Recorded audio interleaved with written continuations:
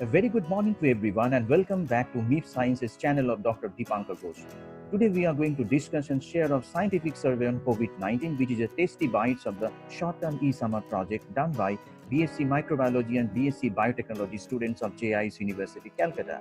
The entire combined project has been conceptualized and further designed by Dr. Deepankar Ghosh, who is the Assistant Professor in Microbial Engineering and Algal Biotechnology Laboratory, Department of Biotechnology, JIS University, Kolkata. So let's begin the journey of this project. So the first project is the COVID-19 physiology and mode of transmission, which is being conducted by Onik, Mehfuz, Shumon, Saurabh and Shobhan. Those who are the BSc Biotechnology 4th semester students. What is COVID-19? COVID-19 is an acute respiratory disease caused by the novel coronavirus SARS-CoV-2, also known as 19nCoV. COVID-19 coronavirus SARS-CoV-2 belongs to the beta coronavirus genus originating from bats. Beta coronaviruses can infect the mammals, are zoonotic pathogen, and can cause severe respiratory disease in humans. Other viruses in this family are SARS coronavirus, MERS coronavirus. COVID-19 has approximately 79% sequence identity to the SARS-CoV and 50% with the MERS-CoV. In addition, the homology modeling shows the COVID-19 has a similar receptor binding domain structure as a SARS-CoV, which suggests the SARS-CoV-2 uses ACE2 receptor in human for infection. The structure of COVID-19 consists of following a spike protein, hemagglutinin esterase dimer, a membrane glycoprotein, envelope protein, and a nucleocapsid protein and RNA as seen in the figure below. The spike protein is heavily glycosylated, utilizes N-terminal signal sequence to gain the access to the ER and mediate attachment to host receptor. It is the largest structure and makes the distinct spikes on the surface of the viruses. For SARS-CoV-2, a S protein is cleaved by the cellular furin-like protease TMPRESS2 into two separate polypeptides S1 and S2. S also consists of receptor binding domain which binds to the viral receptor ACE2. Single-stranded positive-stranded RNA is the genome of the virus. The nucleocapsid protein binds to RNA in vitro and is heavily phosphorylated. The N protein binds the viral genome in a beads of the string-type conformation.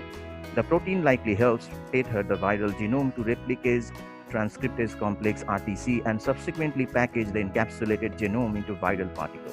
The envelope protein E is found in small quantities within the virus. It is most likely a transmembrane protein with ion channel activity. The protein facilitates the assembly and release of the virus and has other functions such as the ion channel activity. It is not only necessary for the viral replication, but it is also useful for the pathogenesis. The membrane protein M is also most abundant structural protein. It does not contain signal sequence, exists as a dimer in the virion. It may have two distinct conformations to enable it to promote the membrane curvature as well as bind to the nucleocapsid.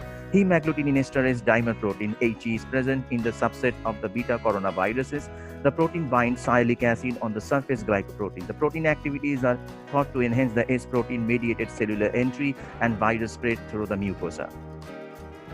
There are three distinct modes of transmission which is being found in the SARS-CoV, that is the droplet transmission, contact transmission, aerosol-borne transmission.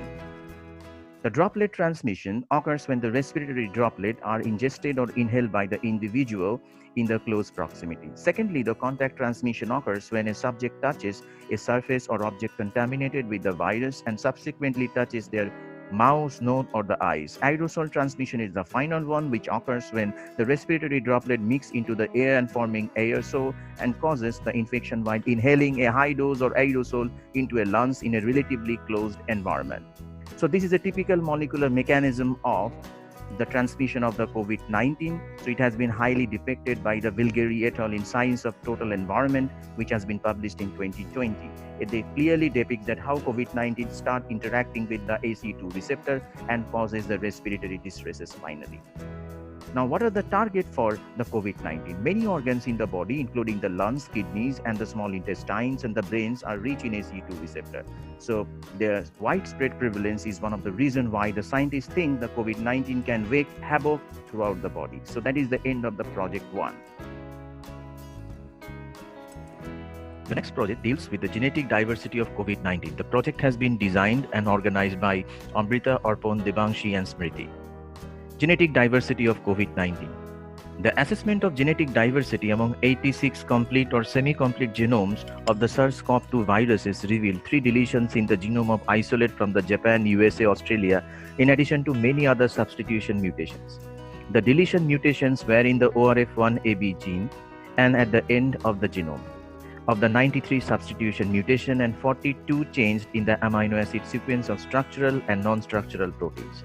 The 3 and the 24 nucleotide ORF1ab are expected to reduce the protein sequence by 1 and 8 amino acid residues respectively, without changing the reading frame, but the functional effects have yet to be investigated.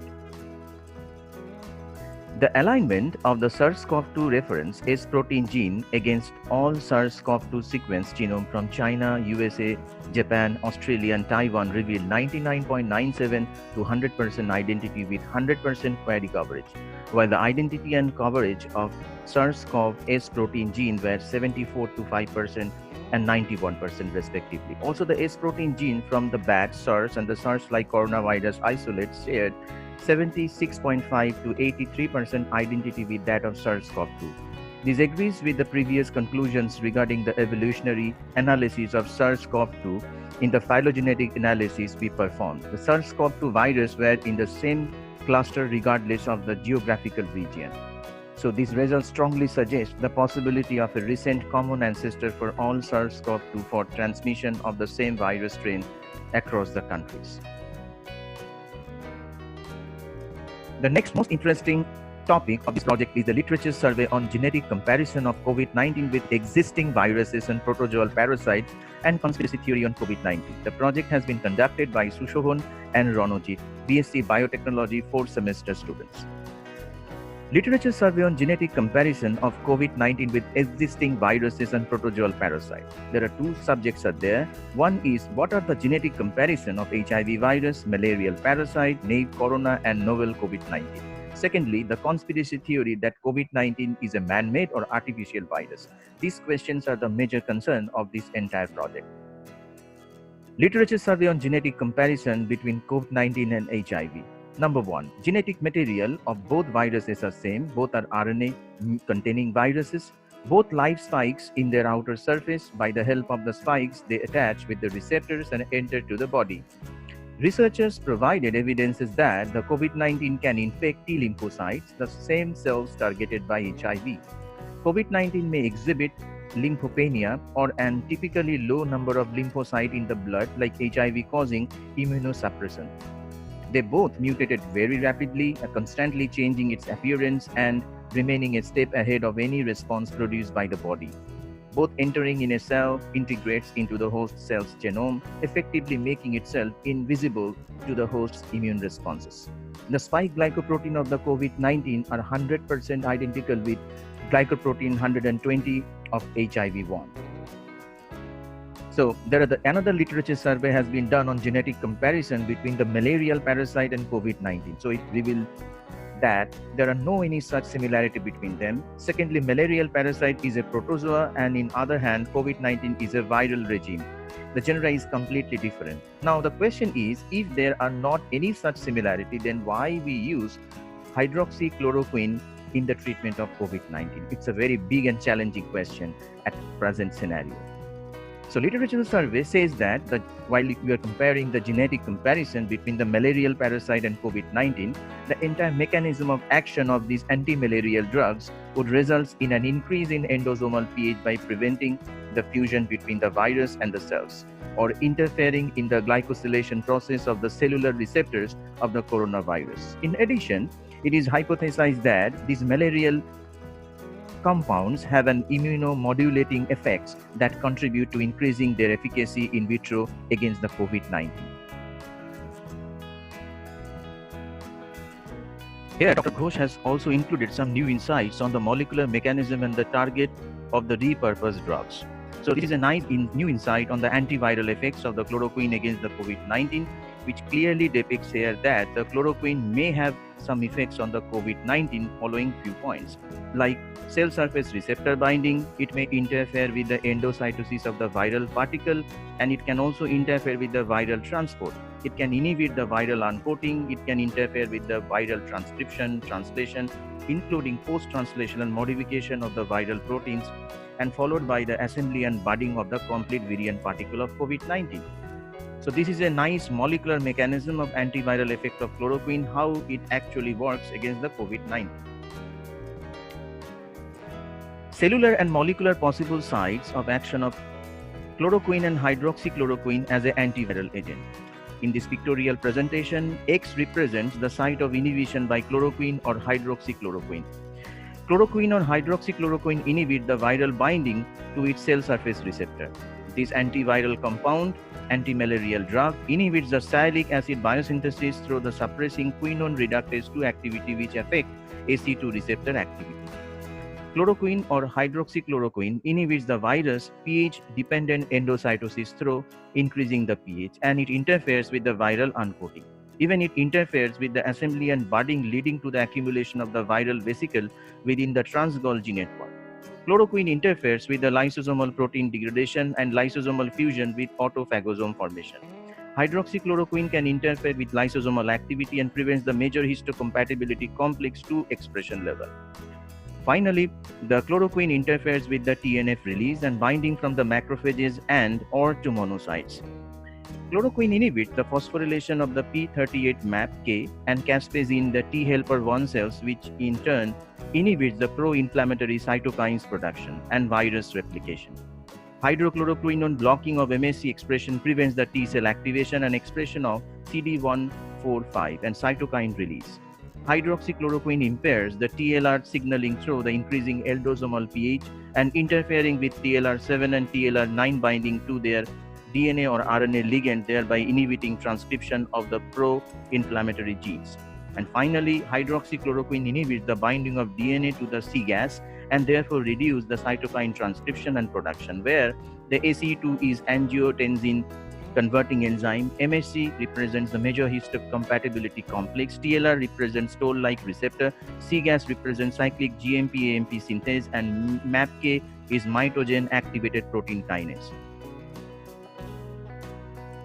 So this is another tentative molecular mechanism of remdesivir for the treatment of COVID-19, which conventionally used for the HIV treatment. The probable molecular mechanism of remdesivir against the SARS-CoV-2, figure A represents, the diagram shows the SARS-CoV-2 viral entry and its RNA synthesis, which can be blocked by remdesivir.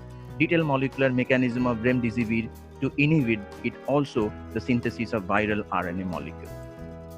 Now in summary, the race to find the COVID-19 treatment accelerates. It shows monoclonal antibodies and convalescent plasmid can also be used. Chemostan mesolites can also be used, which can interfere or impair the TMPRESS2 and AC2 interaction with the SARS-CoV-2. Secondly, lopinavir and ritonavir can also interfere with the polypeptide chain synthesis. They enhances the proteolysis of those polypeptide chains. On the similar way, remdesivir can also interfere with the RNA-dependent RNA polymerase and interfere finally with the replication and transcription complex formation in SARS-CoV-2. Chloroquine, hydroxychloroquine, as we discussed in the previous slide, that it interferes and inhibits the endocytosis process. So these are the possible treatment of different conventional drugs that can be also repurposed against the treatment of COVID-19. So these are the future tentative drug targets against the COVID-19. That means this diagrammatic presentation will give you some idea what should be the probable target of COVID-19, and it will accelerate the discovery of new drugs.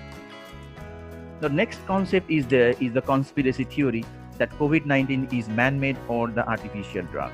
A news report quotes some special speech by some country's highest authority that the corona is laboratory-made virus based on its own intelligence agencies.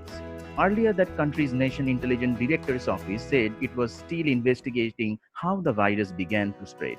But the office said it had determined COVID-19 was not man-made or genetically modified artificial virus. Accused country has rejected the lab theory and criticizes the investigating country's intelligence agency response to COVID-19.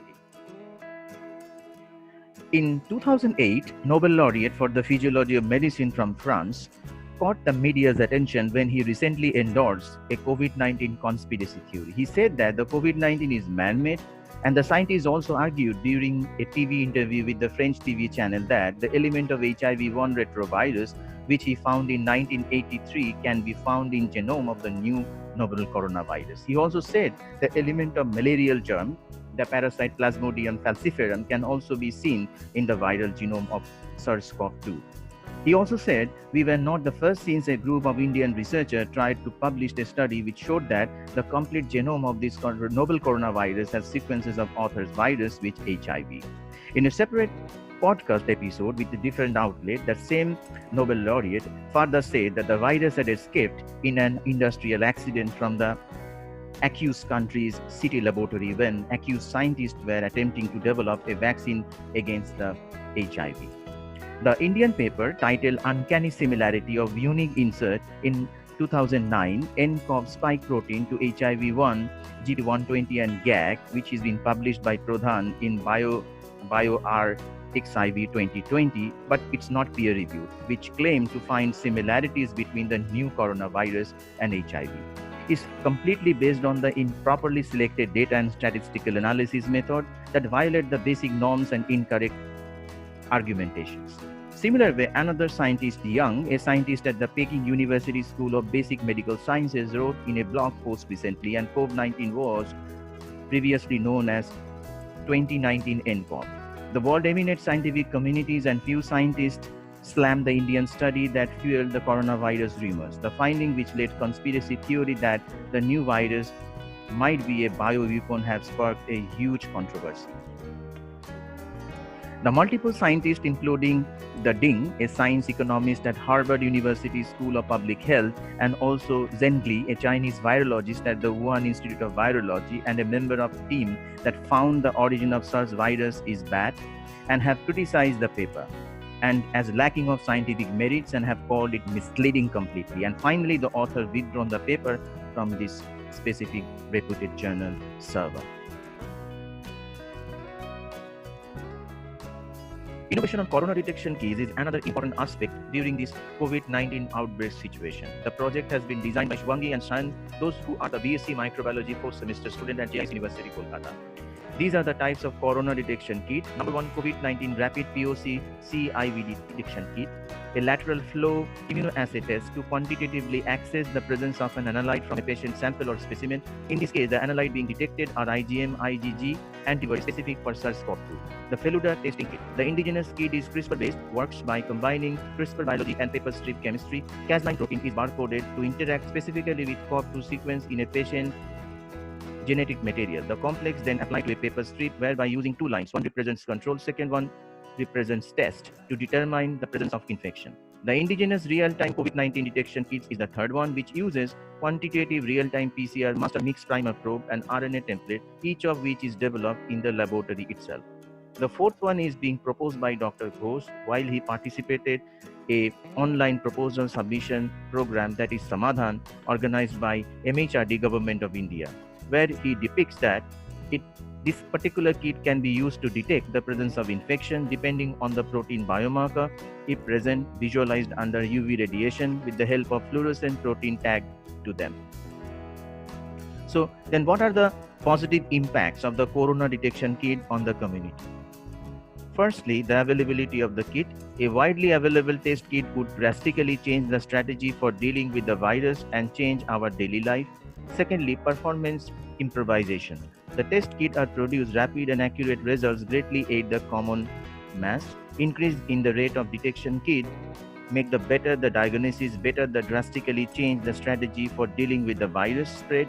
Industrial activity can also be enhanced. The production and marketization of the kit would require active functioning of pharmaceutical, medical and distributional engineering as well as other industries. Better treatment can be achieved by improving the diagnosis with the results in better treatment effect of the mortality. The better treatment would help treat the patient's life. Boost in the moral. Improved healthcare condition provide people hope and adding to their moral. Finally, the economic balance is very important, which helps to accelerate the marketization of the cheaper and better kit would help the economic conditions of the country.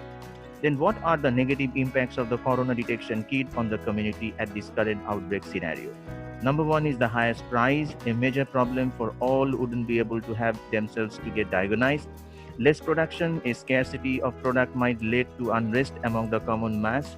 The counterfeit product, these would help and cause the major distress to common masses. Economic imbalance and distribution that import and import of testing kit would affect the economy itself. So next, a most important and interesting project that has been designed by Sampriti, Subodip, Shumon and Shaurabh, that is the bioinformatics based approach on the novel drug discovery. Drug discovery or the development is a complex, time-consuming and the resource-intensive process to find an effective and safe medication that would improve the length and quality of life and relieves the pain and suffering that requires the multidisciplinary expertise and innovative approaches. Now, this can be obtained through the progressive steps where bioinformatics plays a very impactful role. Number one, the genome sequencing and comparative analysis with viruses that led to past pandemic situations. Secondly, to find a new drug or the drug combinations from the registered drug can be database archives, which can adversely affect the similar viruses and found by sequencing and comparative analysis. So these are the major crucial steps which are involved on the novel drug discovery or development. These are the four important points: target identification, target validation, lead selection, and lead optimization. Target identification is the accurate identification of the drug target is a crucial part of any drug development process. Target validation is a crucial step in the drug discovery as it is the basis of completely new drug exploitation and exploration for the COVID-19, and there must be a strong association between a putative target and the disease of interest. The role of target in disease must be clearly defined. The failure probably in the clinical testing and approval phases can be moderated by the drug target validation. The identification of the lead compound, the chemical compound as a complement to the target that shows desired biological and pharmacological activities. The conventional methods, random screening of natural products and a chemical-based laboratory is carried out, which is much time-consuming and costly as well. So lead optimization is carried out to improve the potency, selectivity, and pharmacokinetic parameters. If a molecule has no toxicity, no mutagenicity, then it is considered to have potential for use as a lead molecule.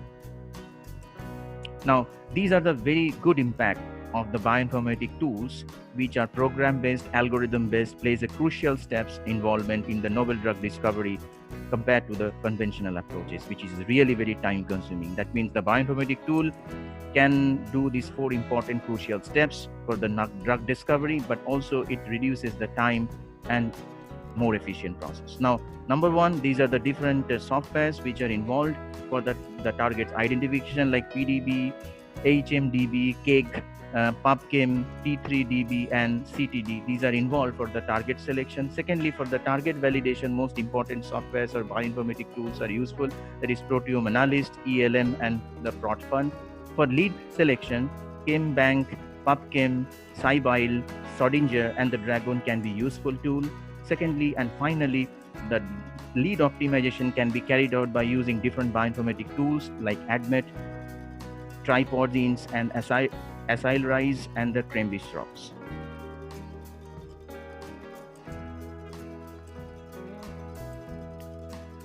This is the final segment of this project that deals with the impact of COVID-19 on agriculture, food safety, and pharma industry. The project has been designed and conceptualized by Bishwajit, Debojit, Debojyoti, Gaurav, Nazim, and Partho. They are the BSc Biotechnology 4th-semester students at JIS University, Kolkata. COVID-19 evidences have been increasing in a massive, faster rate, which is the growing major concern in countries like India and other countries as well. It is for sure it impacts harshly to the health sector. However, the complete shutdown of all economic activities except essential services will create an economic crisis and misery for the poor, with massive job losses and rising food insecurity in agriculture, food, industrial, and pharma sectors. The economic shock will likely be much more severe for India for two reasons. Firstly, the pre-COVID-19, the economy was already slowing down, compounding existing problems of unemployment, low incomes, rural distress, malnutrition, and widespread inequality was there. Secondly, India's large informal sector is particularly vulnerable. Out of the national total 465 million workers, around 91% were informal workers reported in 2017 and 18. Lacking regular salaries or income, these agriculture migrants and other informal workers would be hardest hit during the lockdown situation. Thus, it will make a big impact on agriculture, food safety, pharma industry due to the current COVID-19 scenario directly or indirectly. Agriculture and food supply chain. COVID-19 is disrupting some activities in agriculture, food supply chain. Preliminary reports have shown that the non-availability of migrant laborers is interrupting some harvesting activities, particularly in the northwest India where the wheat and the pulses are being harvested. There are disruptions in supply chain because of transportation problems and other issues related to it. Food prices have declined for wheat, vegetables and other crops and fruits as well, yet consumers are often paying more to buy it. Media reports have shown that the closure of the hotels, restaurants, sweet shops and the tea shops during the lockdown situation is already depressing the milk sales. Meanwhile, poultry farmers have also been badly hit due to the misinformation and particularly on social media that chicken are the carrier of COVID-19. In another way, the cost of drug and the raw material and supply chain in the pharma industries are highly and drastically affected. The COVID-19 outbreak is a very dramatic situation. We believe there would be indirect effects on the continuity of supply of medicine due to lockouts, manpower supply, raw material supply issues, and stoppage of transportations. There are few examples. Likely the cost of paracetamol in India has gone up to Indian rupees 400 to 450 rupees per kilograms from the rupees 250 to 300 per kilogram, while the price of the vitamins and the penicillin have also gone up by 40 to 50% in India after the COVID situation. If the current situation continues and goes on to prolong, the cost of essential drugs and amenities might increase as well in India and other countries all around the globe. The pharma supply chain is fragile as well, and impact created by the COVID-19 has brought into the limelight once again. Therefore, this is the time to let's join hands together and fight against the COVID-19 to attain a sustainable, greener and healthier India for our next generation. Thank you very much for watching.